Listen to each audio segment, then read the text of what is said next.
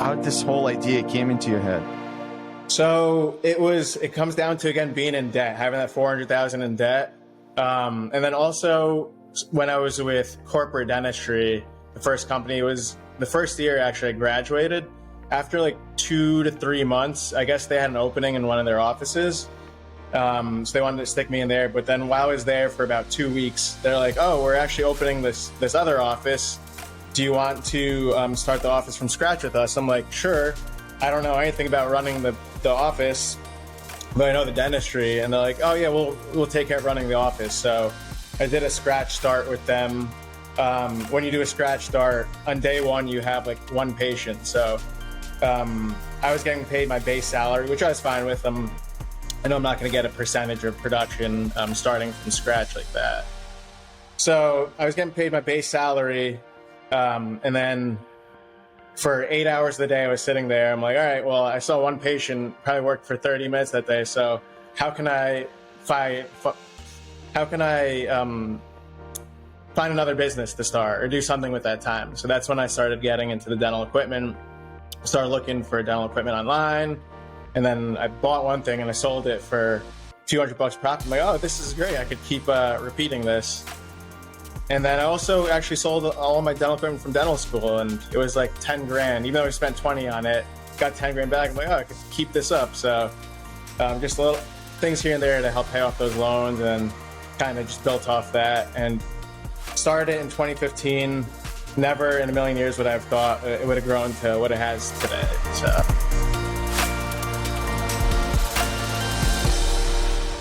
Dr. Daryl Brito, welcome to Zen One Podcast. How's it going, Tyler? Good to see you. It's going phenomenal. I was excited to see that we have an interview today.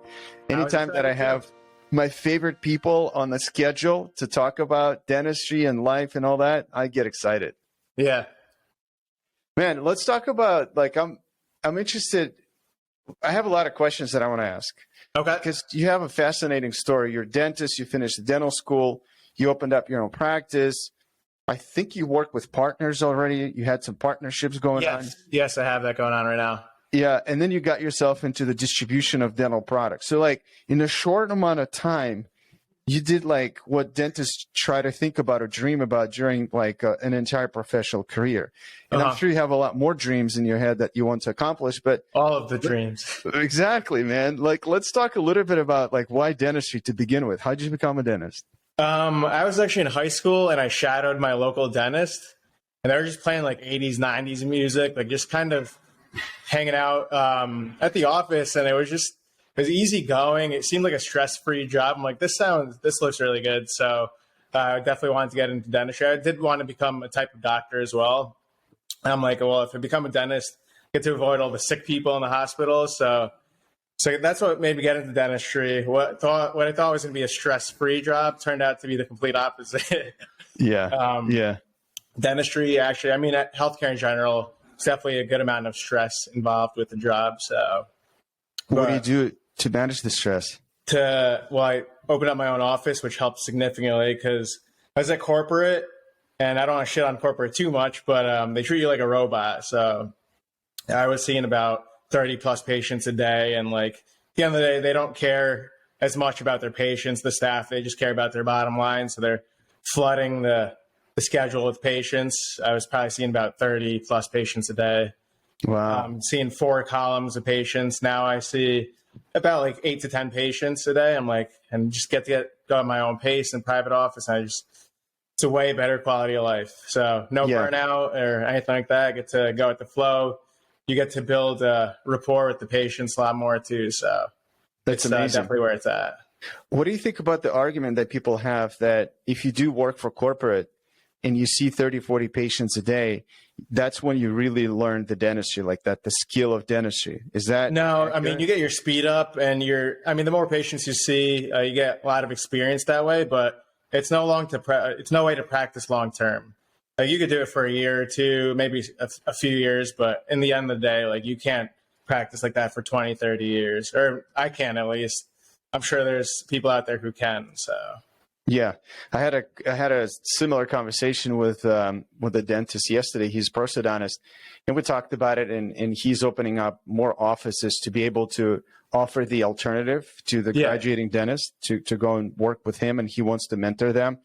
And we talked about this because this was the argument in my head for graduating dentists to go and work for corporate, is that you really build the skill. But he is like, just think about it. If you see 30 patients a day, maybe your first crown in the morning is a good quality crown. But by 5 p.m. on a patient number 22, is that crown going to be a good crown? I mean, I don't think that quality really diminishes over the day. It's just more of, you don't get that quality time with the patient. If I'm doing a crown in one room and I know there's 3 other patients waiting on me, I'm trying to do my quickest work.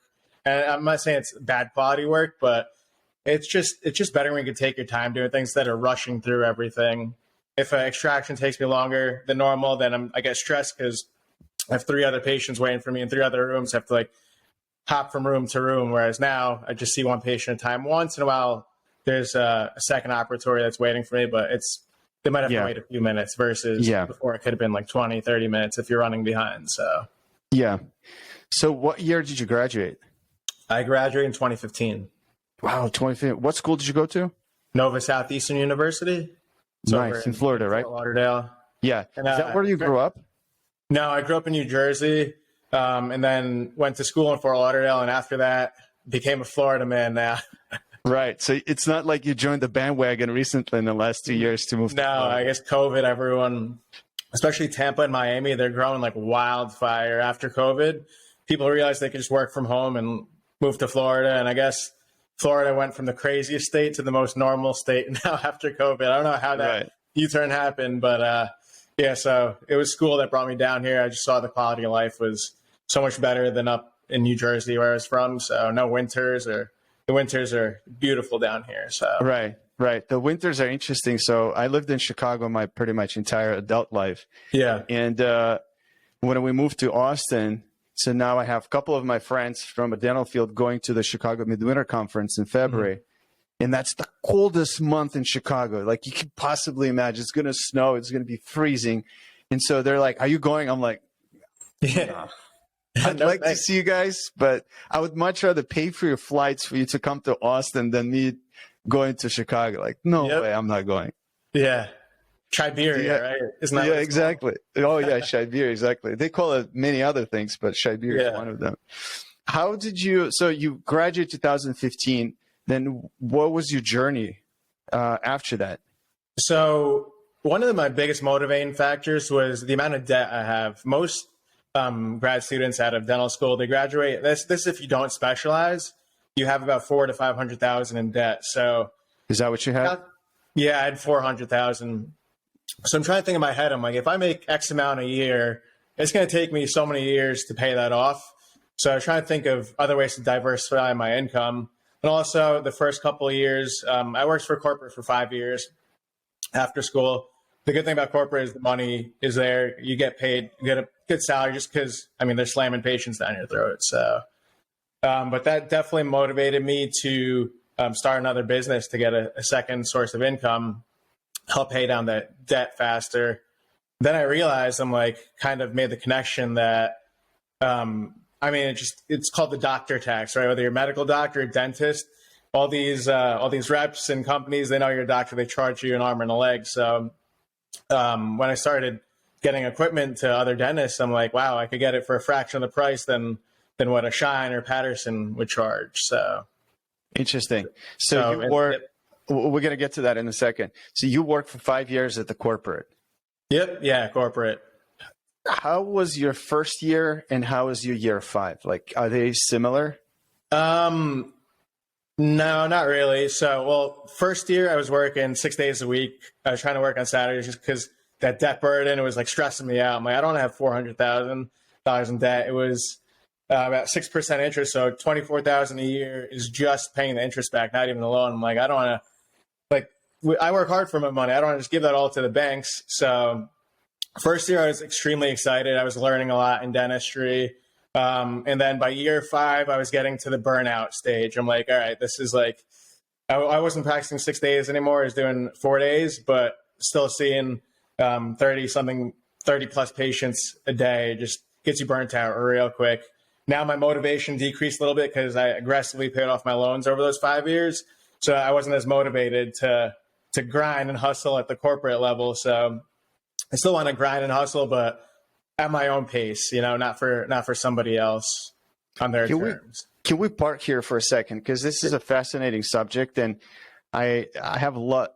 I wouldn't say a lot, but I had 2 or 3 conversations last year with younger dentists about the loan and the pace of paying the loan. I think these 5 years that you mentioned, can we just literally stick here for a bit? How much were you able to pay off in 5 years, in percentage wise? So I paid off about 85%. I still have that 15% remaining, but I haven't even been paying it off the last few years. I'm not concerned about it. A couple of grand in interest versus over 20,000. It was 24,000 interest at the time. So 400. Just going to do a quick math so you paid almost 300? Yep. Something like that. Yeah. Yeah, over 300. Over 5 years, what was your strategy like? What was your percentage of take home, when you separated in the bills, the house, the car, and fun? How much went into paying off the loan? Essentially, when I was in dental school, I lived more like a dentist, and when I became a dentist, I lived like a student again. So I was just trying to save as much money, and any extra money that I had, I was just aggressively paying off the loans. And I still lived a nice life. I still go on vacation every year, go travel around the country, see my friends, did a couple international trips, but majority of my money, the extra expendable money, I was just aggressively paying down that debt. So 85% is aggressive. So yep. Yeah. Did you live with roommates? I did not actually. 2015. No, I moved in. No, so no roommates. Okay. So after cool. dental school was the last time I had a roommate. Yeah, it's because a lot of people have fears, when you talk about aggressively paying off the student loans, it means that you're on the couch eating what are the noodles called? I forgot. Ramen noodles. Ramen noodles. Yeah. Cup noodles. It's pretty much your entire life and no vacations. So that's a recipe for disaster. That way you literally go into a sabbatical. Yeah. In 6 to 12 months. There's just no way you can do that. But was there any thought process about so hypothetically, this is my income, and then the spreadsheet behind it of how much I'm going to allocate in these buckets, and then how much is going to be allocated in the bucket called paying off student loans? Did you have anything like that? So no, I did a 90-day analysis of my funds coming in. Actually, not my funds coming in, my expenses. So I wanted to see how much it was costing me, and I went out for a whole year essentially. So I just did 90 days to get a baseline, and then you get to see all your expenses and everything. I also tried cutting back on going out to eat, because when you go out to eat to restaurant stuff, that adds up real quick. Yeah. So it's not I stopped completely, but just kind of cut back. And then the remainder of that went to paying off the loans. That's awesome. I think even your dog is excited that you lived for so many years without going out to the restaurants. He gets all the treats now, and he gets to eat at home. So he's super excited. Exactly. So what else did you have to cut? Where do you think, when you talk to younger dentists graduating from dental school with a huge student loan, what issues or red flags do you see going now? Have you gone through all these steps yourself? What red flags do you see? With student loans in general? No, with this, let me rephrase it. When you talk to younger dentists that just graduated from dental school with a $500,000 loan, when you see their lifestyle choices, what brings the red flags? The way they're living their lifestyle. A lot of people don't want to pay it off aggressively. There's really no right or wrong way, because there's some government programs where you can pay it off over 20 years. But then you have to make those payments, every single payment for 20 years. And who knows what's going to happen in 20 years. Maybe it'll be forgiven. Maybe it won't be. So I just wanted to not have this looming over my head for 20 years. So I wanted to pay it off aggressively. It worked out for me. Everyone's situation is different, so it could work out differently for other doctors. I think the red flags are when you start earning that paycheck, you live paycheck to paycheck. Thing is to try to live below your means. Whether you make $100,000 a year or $1 million a year, you have to spend less than you actually make. Yeah. Well, you're definitely going to be making more than you did at the dental school, right? Or while you're a dental student. So you're probably going to be close to, 180, 200, 250 a year. But it's like, it sounds a lot, but it's actually not a lot. And it's a challenge, especially if you live with somebody else, your partner. And, then if the kids come into play, like it's just really not a lot. And I think the habit, what I've seen that's devastating, I've talked about this a lot, is when you graduate from a dental school, you have zero conversation with your life partner about what your goals are and what you're trying to accomplish. And then you just go on a whim. So and your partner doesn't know the struggles that you went through and the struggles ahead of you. And all they know is like, oh, all of a sudden we have this nice check coming in every month. Then we can buy a new house. We can buy a new car, probably 2 BMWs, and on and on, while you're just 2, 3, 4, 5 years out of the dental school. And then you create the situation where you were aggressively paying off the student loans. The other person didn't. You were setting yourself for a position where now you can go and start your own practice because you don't have all these expenses yet. And I don't know your life situation, but the conversation is like, let's start the practice. And then off of that practice, we can start the house, the cars, and everything else, versus my paycheck that depends on me working at the DSO or someplace like that. And I think that situation in the year 3, 4, 5 after graduating creates that mess in the head that it's really hard to get out of. Yeah. No, it definitely does. Yeah. So just what I've seen so far. So let's go to your business. You kind of didn't support my rant, but okay. Well, we'll go from that. You're like, okay. No, so I fully agree with it. Yep. Yeah. Just nothing else to add, right? Yeah. No, you hit the nail on the head over there. Yeah. But it's not just dentists. Let's be honest. Like I see a bunch of people do that mistake. So let's talk about your business. So actually, no, 5 years, you finished the DSO. That's like right at the COVID, 2020. What was that? That's like pretty much right at the COVID when you left the DSO job, right? Yeah, exactly. Yep. So was it before or during or after? It was during, actually. It was August of 2020. So you're just leaving DSO and starting your own practice?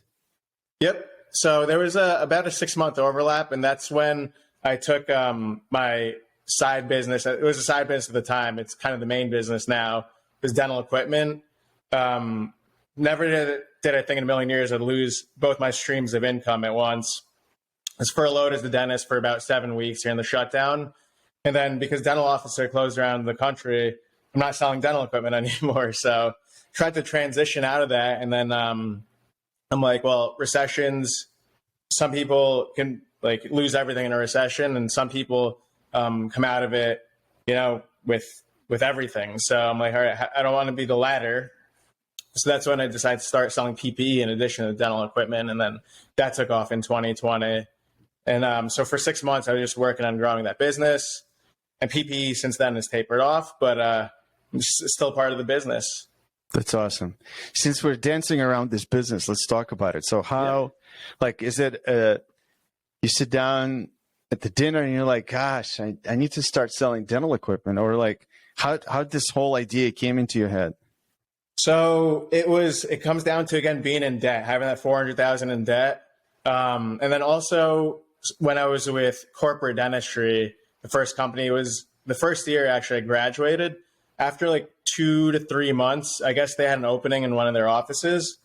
So they wanted to stick me in there. But then while I was there for about 2 weeks, they're like, oh, we're actually opening this other office. Do you want to start the office from scratch with us? I'm like, sure. I don't know anything about running the office, but I know the dentistry. And they're like, oh yeah, we'll take care of running the office. So I did a scratch start with them. When you do a scratch start, on day one, you have like one patient. So I was getting paid my base salary, which I was fine with. I know I'm not going to get a percentage of production starting from scratch like that. So I was getting paid my base salary.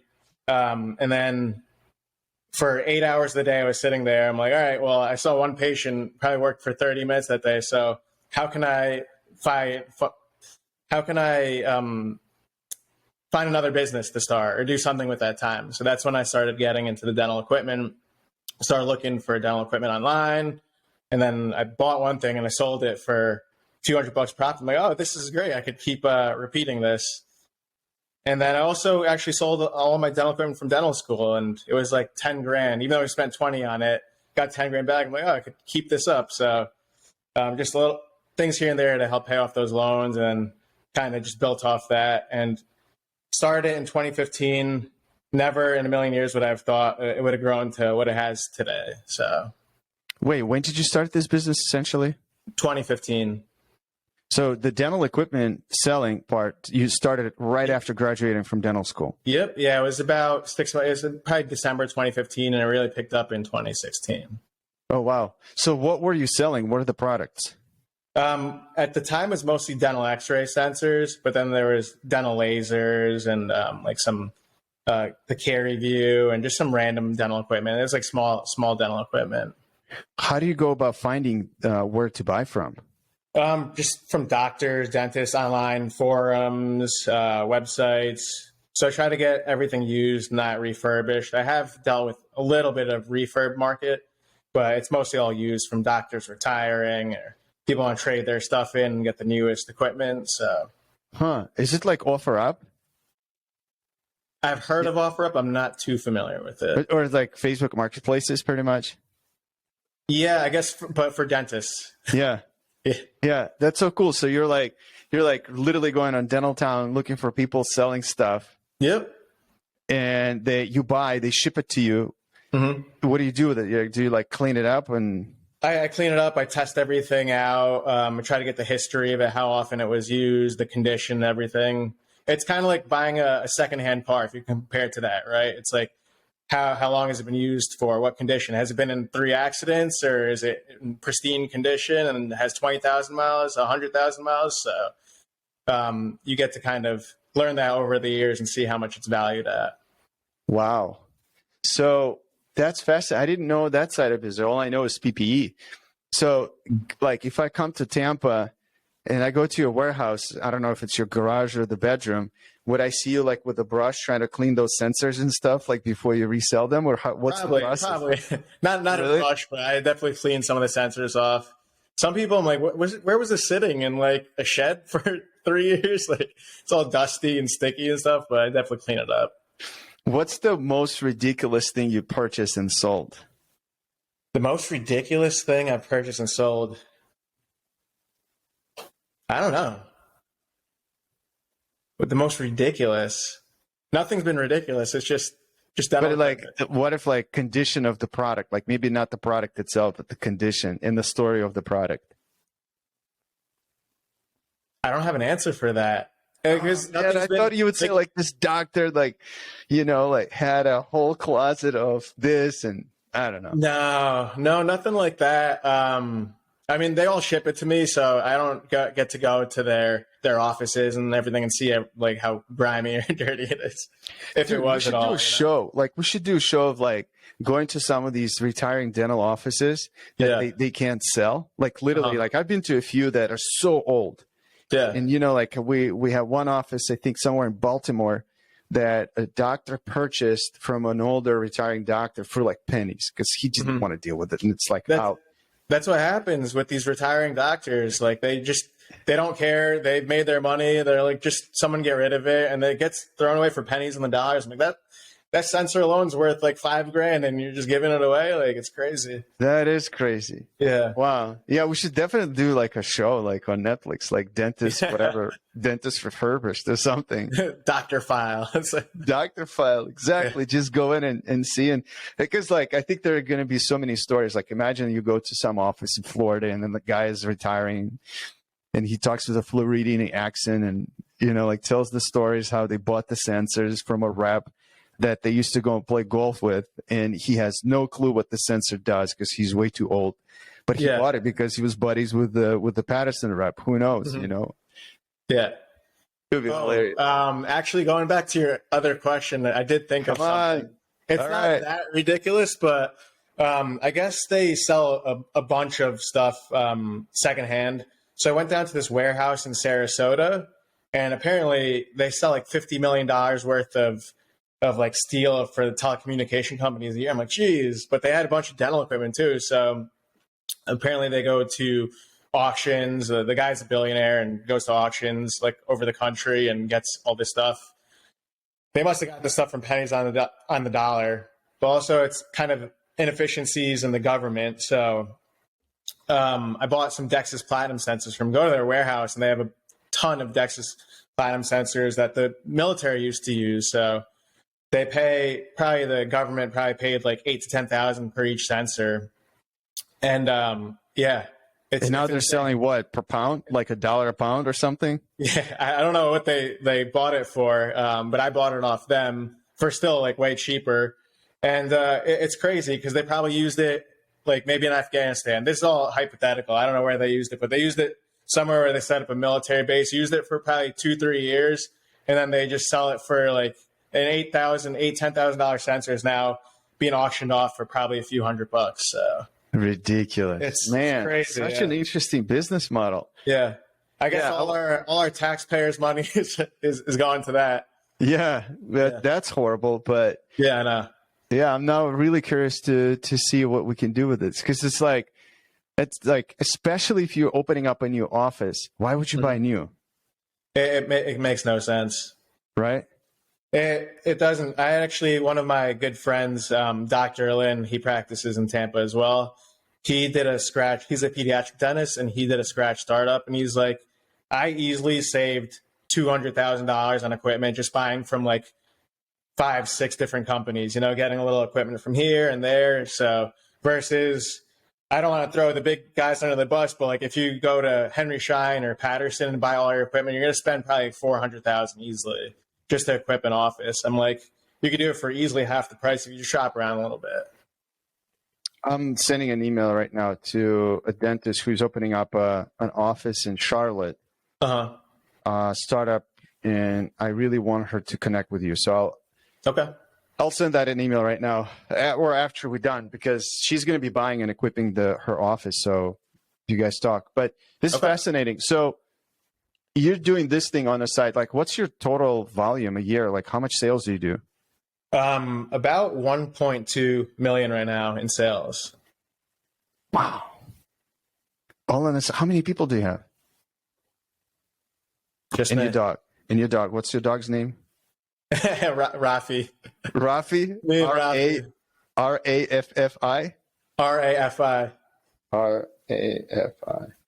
So I'll put a tagline on this podcast: from 400,000 in student loans to 1.2 million in side hustle. Yeah, Dr. Daryl and Rafi. That's just the Dr. Daryl and Rafi. That's just the revenue. I wish that was the bottom line. That would be nice. Yeah. But maybe one day it will be. Dude, but it's a side hustle. What are we talking? Like, even if you pocket a 50,000 out of this or 100, right? Like, who cares? Like, it's your side job that you're able to manage together previously with a corporate, but now you started a practice on your own, right? So like you have your own practice. Let's talk about the new startup that you did. Like, it's 2020, late 2020, 2021, right? Mm-hmm. How's it going? How'd you start? Where are you at right now? So it was actually funny because I told you I had like a 6-month gap where I wasn't working. I was just focusing on my dental equipment business. And me and one of my good friends, her name is Dr. Ashley Natty, we both opened the office together. So the banks are like, wait, you're not practicing as a dentist? I'm like, no, not currently. They're like, we can't approve you for the loan. I'm like, what do you mean you can't approve me for the loan? So the banker's like, just go try to find a job 1 day a week so we get this loan process for you.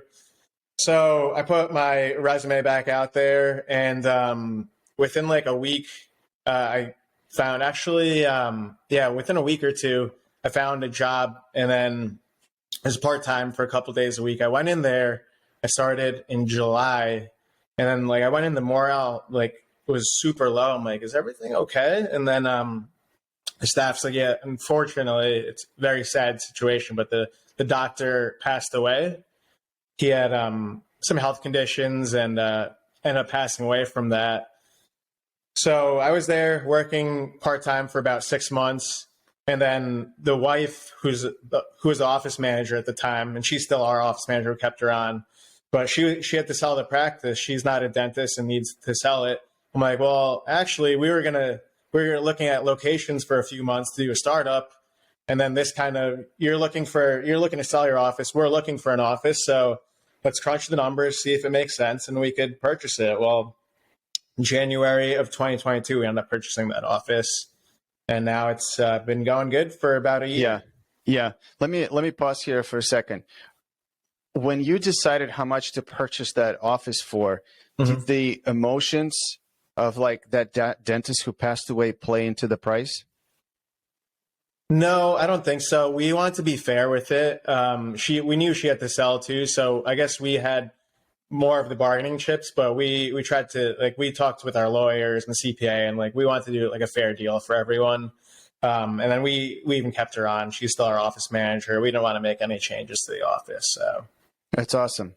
Yeah, because you can go both ways. Because if you have something like this, you can really take advantage, or you can do it the right way. Yep. No, we're not trying to mess with anyone. And then we also saw that what his numbers were, he wasn't doing any Invisalign or implants or anything, and that's what we added to the office. I'm like, we were confident we could grow the office. Yeah, crush it.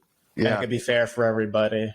Especially Tampa, dude. If it's growing, it's almost like just being in the right spot at the right time, right? Yep. I look at Austin. That's exactly what happens. And we get to fulfill the other doctor's legacy too. So we'll carry on we have the same staff, and just same carry name on his dreams of dentistry. Yeah. Did you keep the same name? No, we did change it. It was his name.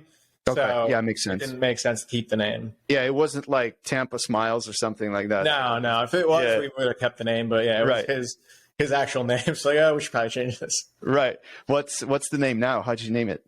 It's West Tampa Dental. That's pretty cool. That's awesome. It's located in West Tampa, so we thought I'd be Actually, dude, I have to come to Tampa. Do you know Dr. Rasmussen? I do. So which one? There's three. All three of them.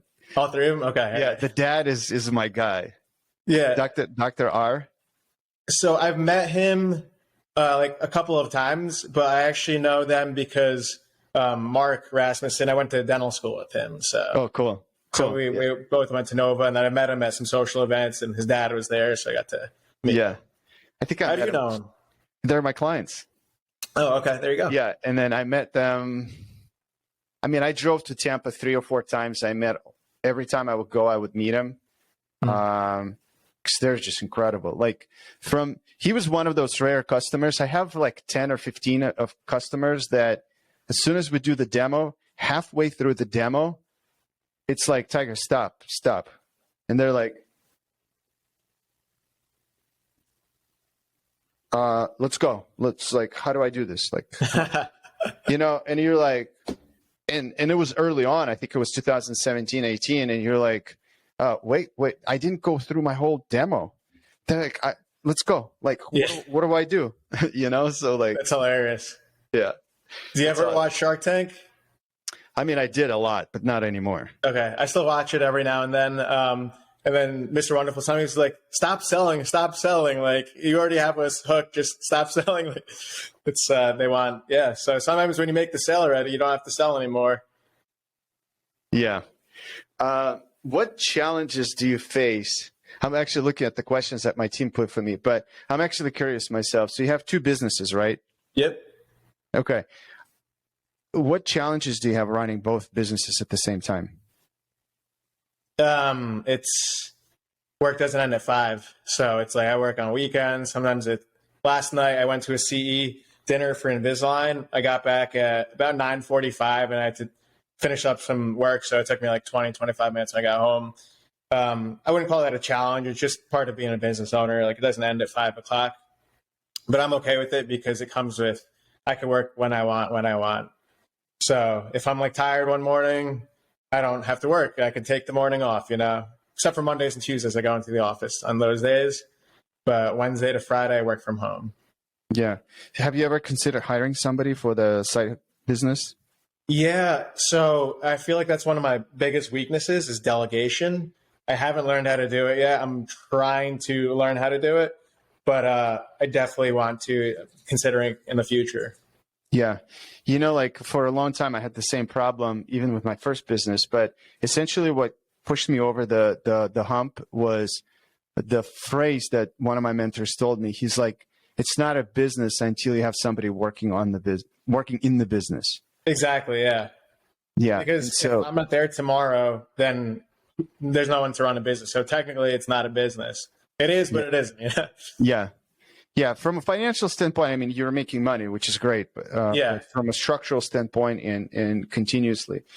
So do you ever think about expansion of products? Like right now, you do a certain thing, like you probably nailed it. So what you added PPE. So are you looking at anything else?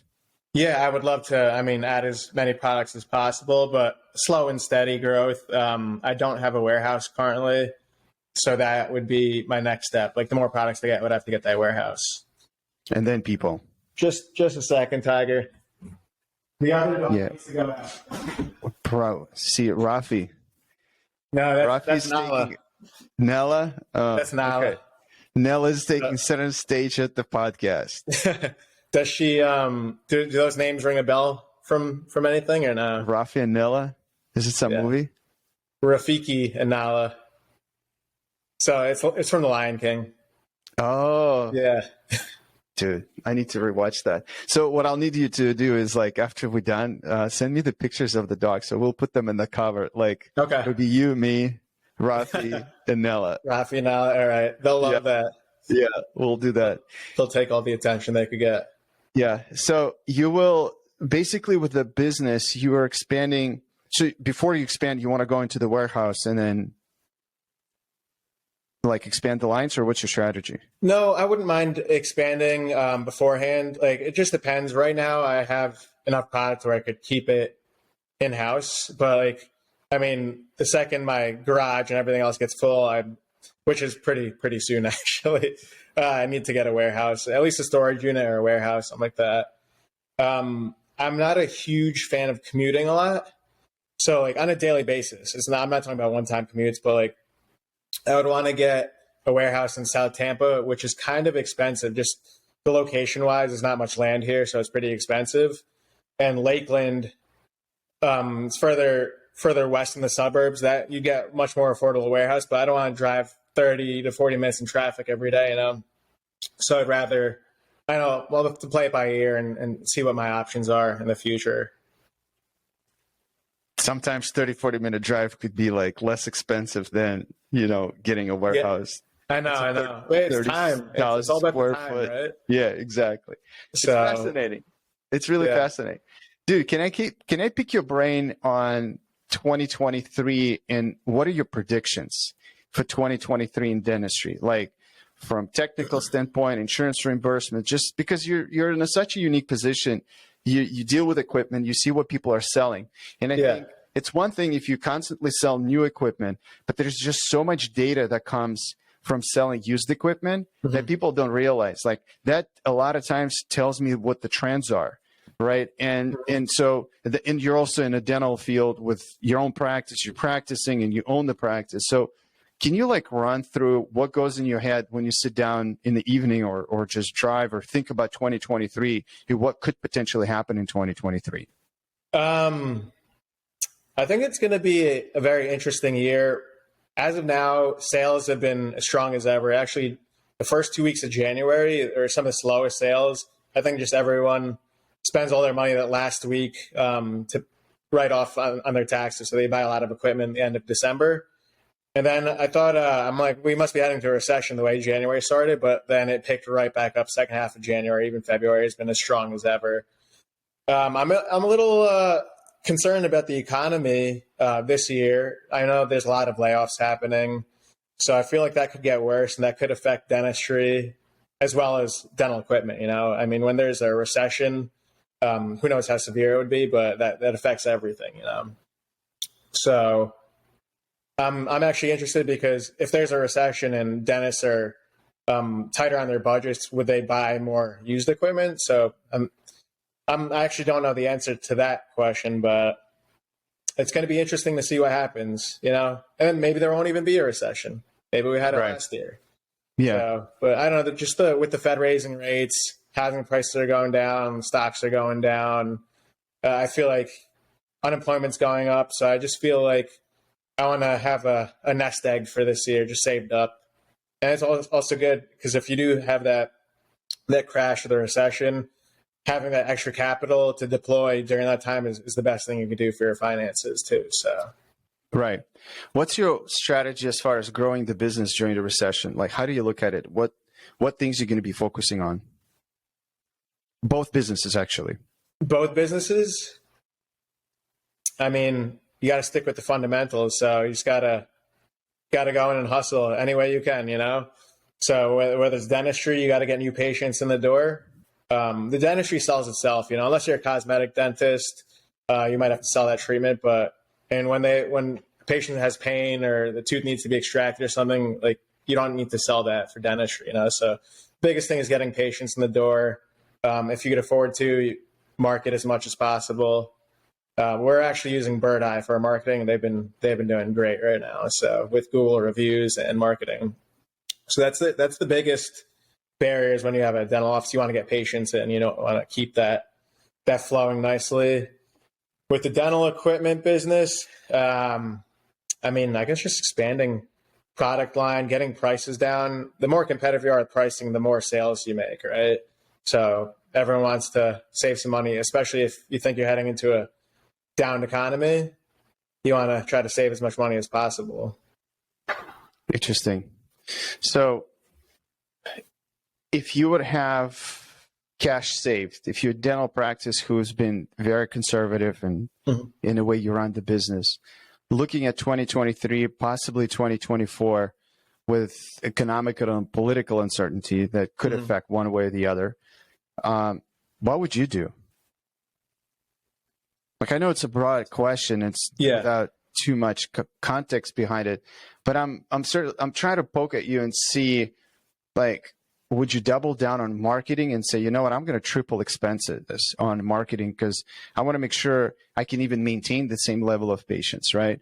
Or if you're in a growing market like Tampa, like just really curious how, I don't want to put the words in your brain, but curious how you strategize about this. I wouldn't triple down on marketing necessarily. I would increase marketing if there's no patients coming in, but not necessarily. I don't know. I don't think I understand the question completely. So for I don't know if I would. I do. I think I'm trying to make a question in my head. Like,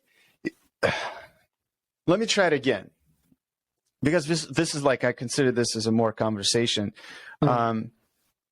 In my business, for example, when I look at what my competitors are doing, at least publicly, I don't know what's in their minds and what's going on in their heads.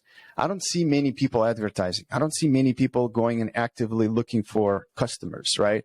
And what else is interesting? Most of my competitors are funded by VCs, and we're bootstrapped, right? So we eat what we kill. Yeah. And when I look at what's going to happen in 2023, most likely they're going to start cutting down on expenses. And part of the first one that goes out the window is sales and marketing, right? Yeah. So and then I go back to my team and I say, look, it's going to be a fascinating year. And it's pretty much what Warren Buffett does. When public goes in this direction, he goes the opposite. It is the opposite. When the public moves that direction, he goes the opposite. So everybody up until 2021, we're saying buy stocks, buy stocks. He just sat on cash for all this time until 2022. And now he's the guy with the cash. Yeah. Right. And now he's buying companies on like 15 cents on a dollar. Yeah. Right. So it's a smart move. And I'm sitting and thinking, okay, so I'm not Warren Buffett. I'm just trying to not survive, but grow my business in a market share. And marketing is one of the things I'm looking at to go and actually crush it. You know, like, what is the budget that we can sustain and afford in a 12-month period to 24-month period to give back to the dentistry and get the leads so that we can crush it in our terms. So it's more like an open-ended question to you, like, how do you strategize for both of your businesses in the same direction? if there's no answer, we can just keep it and go to the next thing. Yeah. I mean, I'm just you want to tighten up for the dental office, you'd want to keep as many patients in-house as if you think you're going to a recession. I mean, recessions are inevitable, right? Can you weather that storm for 3 to 6 months? That's why it's always recommended to have a 3 to 6 month emergency fund. With my dental equipment business, I mean, you have to get your name out there a little bit more. So I'm essentially a one-man show. So I guess a lot of people don't know about me yet, but if I spend a lot more money on marketing and everything, I could get my name out there. So it's all about, I guess it's about network, right? So Yeah. It depends on the industry too. For you, for the supplies and equipment, it's more about networking. For dentistry, it's great to have a good network, but it's a slightly different business to operate and manage. Yeah. Just the last thing. Can you give recommendations on how to save money on supplies and equipment in 2023? Go with the smaller companies, the smaller third-party companies. You would save a ton of money, like Zen Supplies. There's a few other smaller vendors that you'll save an arm and a leg. So going with Shine Patterson, like you're getting ripped off. Like I know how much money they make, what they sell their prices and what they get their products for, and you're spending probably 3-4 times the amount of money. So and that adds up, adds up real quickly. Yeah. Interesting. So I think what I've heard from you in the last couple of minutes, which is very, very important, is going back to basics with the business, having 3 to 6 months savings in the bank to run your operations in case something happens. Yep. And ideally, it's not in like some weird accounts. I mean, probably the best you can do is find the bank that offers you like 3.5-4% interest rate on that savings account, because that amount will actually be significant. Yeah. And so finding the right bank, putting the money there, it's definitely not the Chase Bank. And then keeping that savings there untouched. Like it doesn't go into like, well, we're doing well and I'll be able to pay it back. No, that's just untouched. Yep. And just going and overlooking your expenses with distributors that you use, and possibly going with some of the vendors that less expensive for the products that you're buying consistently. Any tips on how to manage the team properly? Because I feel like, another subject, your supplies are about 4 to 5%, labs is about 7 to 10%. Your HR is usually about 30% or more. So any tips on how to utilize your staff more efficiently so you don't have to hire more people? Essentially you have to train them. It all comes down, any company comes down from its leadership. So I've worked with some companies that have had the worst customer service, and I don't use them anymore. So you have to treat your customer, whether the patient right or your client, you just treat everyone with kindness, how you'd want to be treated, right? It all stems from the top. So as an owner, if I was a patient or if I was buying equipment, as the client, I'd want to be treated the best way possible. You want those patients and clients coming back year after year. So even if you have to take a short-term loss, take that loss for the long-term gain. And when it comes down to training your staff too, essentially when I practice dentistry, my treatment plans are what would I do for my mouth, or if that was my mother, That's amazing. So you want to give the best treatment options possible. Yeah. That's a great approach. That's a really good moral marker to have. Yeah. I really like that. Dude, this was fun. I really appreciate it. I really appreciate our friendship. Thank you, Tiger. Thank you for having me on today. Yeah. It's always good talking with you. I know. We're going to have to do this more often. So I think I'm grateful that in the last, 3-4 months, we've reconnected and we stayed in touch more often. When are you coming to Tampa next? It's going to be March. March? Okay. I'll make sure that I'm there in March. Yeah. I have a pretty busy schedule in March, but let me know give me some dates that you're going to be around, and we'll try to make it work, and we'll get together. Yeah. Sounds good. Show you the operations. I want to see it. I want to see the garage full of sensors. Cool. Thanks, man. Thank you. I appreciate it. Tiger. I appreciate it. Have a good one. Have a good weekend.